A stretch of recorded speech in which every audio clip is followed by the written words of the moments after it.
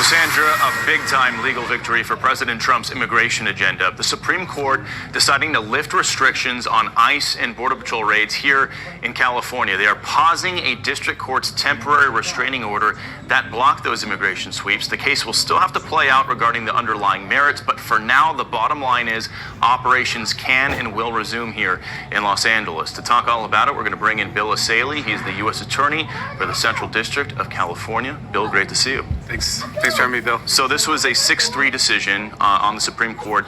Justice Kavanaugh wrote the majority opinion. It says in part, quote, immigration stops based on reasonable suspicion of illegal presence have been an important component of U.S. immigration enforcement for decades across several presidential administrations. Reasonable suspicion means only that immigration officers may briefly stop the individual and inquire about immigration status. You were shaking your head when I was reading it. Your thoughts on this ruling? It's such an obvious statement and position. We've been enforcing immigration laws for over 100 years here in the United States, and this is what we've been saying all along. Our officers do not target people based on race. They use what's called reasonable suspicion, and that includes work sites. It includes other types of activities that they see, like if people are fleeing when they see an ICE agent or they see a Border Patrol agent. It includes all kinds of factors, but what this court did, what the district court tried to do is basically paralyze our ability to do anything by saying we cannot consider work sites, we can't consider language, you can't consider a list of things. And what happens, agents are afraid to do their job because then they'll be held in contempt of court. So what the Supreme Court today is taken off these restrictions, which will allow us to go back to our immigration enforcement operations. So as you can imagine, LA Mayor Karen Bass not thrilled with this ruling.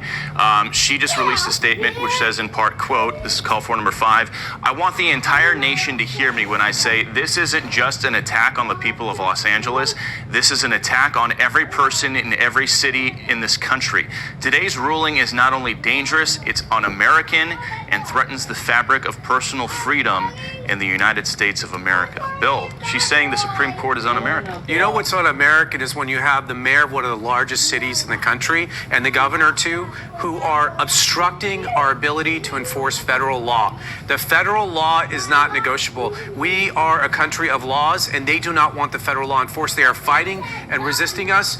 I think we haven't seen anything like this since the Civil War. We've had really states resisting the federal government being enforced in their states. And Justice Sotomayor wrote the dissent in this 6-3 ruling. She writes in part, quote, we should not have to live in a country where the government can seize anyone who looks Latino, speaks Spanish, and appears to work a low-wage job. So that's been the criticism, is that you guys are just going around rounding up anybody who speaks Spanish or looks Latino.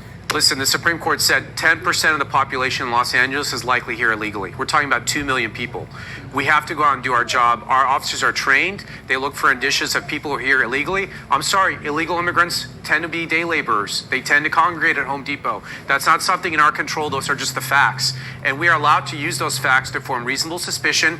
And we can detain people very briefly to figure out if they're here illegally. And if they're here illegally, they'll be quickly released. And the Supreme Court acknowledged that. It's been pretty quiet since about June here in LA, since the order came down in July, which kind of blocked these operations. Now that SCOTUS is essentially giving you guys the green light, should we expect to start seeing these Home Depot sweeps, car wash sweeps starting up again here in LA? So I'm at the Department of Justice and we prosecute crimes. That enforcement is more the Department of Homeland Security. So I assume, I can't speak for them, but I think you'll see a resumption of those activities. Okay, U.S. Attorney here in Los Angeles, Bill Asaley, great to see you. Thanks for your thoughts. Thanks for having me. Knock it off. No, don't turn this around.